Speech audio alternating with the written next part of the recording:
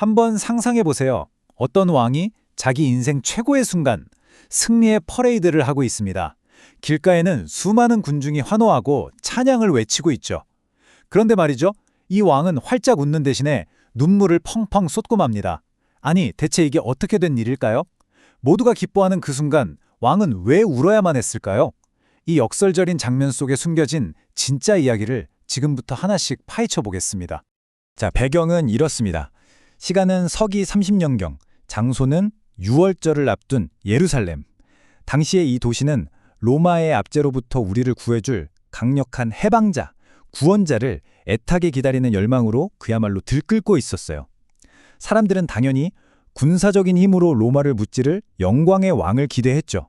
그런데 그들 눈앞에 나타난 현실은요, 바로 통곡하고 있는 한 남자였습니다. 네, 바로 이 질문. 이게 오늘 우리가 풀어야 할 미스터리의 핵심입니다. 도대체 왜 평화의 왕이라고 불리는 이 사람은 자기 인생 최고의 환호를 받는 순간에 눈물을 흘렸을까요? 누가복음에 기록된 이 이야기 속으로 깊이 들어가서 그 눈물의 의미를 한번 찾아보겠습니다. 저요, 첫 번째 단서를 찾아서 그날 그 사건 현장으로 한번 직접 들어가 보시죠. 대체 거기서 무슨 일이 벌어지고 있었을까요? 현장의 분위기는 정말 열광 그 자체였습니다. 수많은 사람들이 흥분해서 자기 겉옷까지 벗어서 길에 쫙 깔고 감람산을 내려오는 예수를 향해서 목이 터져라 외칩니다. 호산나, 우리를 구원하소서. 그야말로 영웅의 귀환이었죠. 그런데 바로 그 환호성의 절정에 달한 순간 분위기가 순식간에 반전됩니다. 예수가 도시를 보더니 갑자기 소리내어 통곡하기 시작한 겁니다. 여기서 쓰인 에클라우센이라는 단어는요, 그냥 조용히 눈물 한 방울 뚝 흘리는 게 아니에요. 누가 봐도 알 수 있을 정도로 막 흐느끼면서 서럽게 우는 걸 의미합니다. 이 극적인 대비, 이게 바로 이 이야기의 첫 번째 단서입니다. 자, 이제 그의 눈물을 이해하기 위한 두 번째 아주 결정적인 단서로 넘어가 볼게요. 그건 바로 그가 선택한 교통수단입니다. 생각해보세요. 1세기 당시에는요, 어떤 동물을 타느냐가 그 사람의 정체성을 보여주는 아주 강력한 메시지였습니다. 로마 황제나 전쟁에서 이긴 장군은 당연히 위풍당당한 전투말을 타고 권력을 과시했죠. 반면에 나귀는요, 그냥 평화로운 시기에 짐이나 싣고 다니는 아주 평범하고 일상적인 동물이었습니다.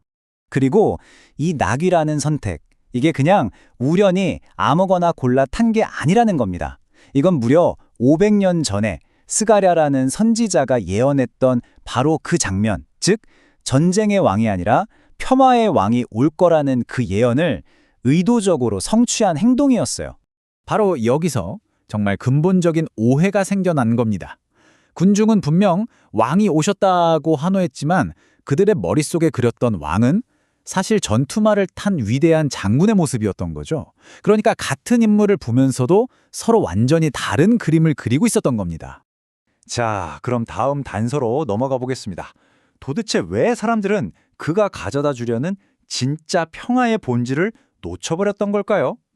군중이 원했던 건 로마로부터의 정치적인 평화였습니다. 당장의 고통을 해결해줄 해방을 원했죠. 하지만 예수가 가져온 평화는 샬롬이었습니다. 이건 차원이 다른 이야기예요. 단순히 전쟁이 없는 상태를 넘어서 신과의 관계가 회복되면서 오는 완전한 조화와 안녕의 상태를 의미했거든요. 예수님 본인도 이 답답함을 직접적으로 표현합니다. 네가 오늘 이 평화가 뭔지 알았으면 얼마나 좋았을까. 그런데 지금은 그게 네 눈에 가려져 있구나. 바로 코앞에 진짜 평화가 서 있는데도 그걸 전혀 알아보지 못하고 있다는 거죠. 하나님이 직접 찾아오신 이 결정적인 순간을 놓치고 있다고 지적하는 겁니다. 여기서 보살핌 받는 날로 번역된 에피스코페라는 단어는요, 그냥 누가 한번 쓱 들렀다가는 그런 방문이 아닙니다. 이스라엘 역사 전체가 기다려온 바로 그 순간, 하나님이 직접 자기 백성을 찾아오신 그 결정적인 때를 의미합니다. 그런데 그들은 그 순간을 놓쳐버린 겁니다. 자, 드디어 이 미스터리의 가장 깊은 곳, 바로 핵심에 도달했습니다. 그의 눈물의 진짜 궁극적인 이유는 대체 무엇이었을까요? 예수는 울면서 예루살렘의 미래를 내다봅니다. 그리고 정말 끔찍한 예언을 하죠. 도시가 완전히 파괴되고 돌 위에 돌 하나도 남지 않을 거라고요. 실제로 이 예언은 약 40년 뒤인 서기 70년에 로마 군대에 의해 처참하게 현실이 됩니다.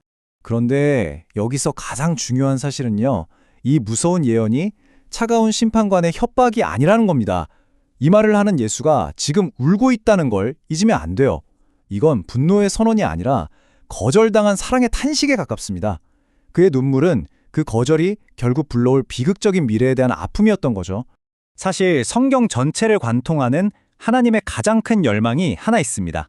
그건 바로 동거, 즉 함께 사는 것이에요. 저 멀리 하늘에서 그냥 다스리는 게 아니라 에덴 동산에서처럼, 성막에서처럼, 성전에서처럼 바로 우리 곁에서 함께 살고 싶어 하셨다는 거죠. 그러니까 결론은 이겁니다. 그의 눈물은 관계에 대한 눈물이었습니다. 분노의 눈물이 아니라 거절당한 사랑의 눈물이었죠.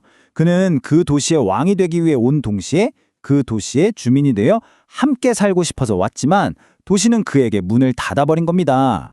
자, 이제 이 오래된 이야기가 오늘을 사는 우리 각자에게는 어떤 의미가 있는지 마지막 결론으로 한번 연결해 보겠습니다. 함께 살고 싶다는 그 열망은 이제 도시가 아니라 우리 한 사람 한 사람에게로 향합니다. 문 밖에 서서 두드리고 계시죠? 여기서 함께 먹는다는 건 단순히 식사 함께 하자는 게 아니잖아요. 내 삶을 당신과 나누고 당신의 삶을 나와 나누자는 정말 깊고 친밀한 관계에 대한 약속인 겁니다.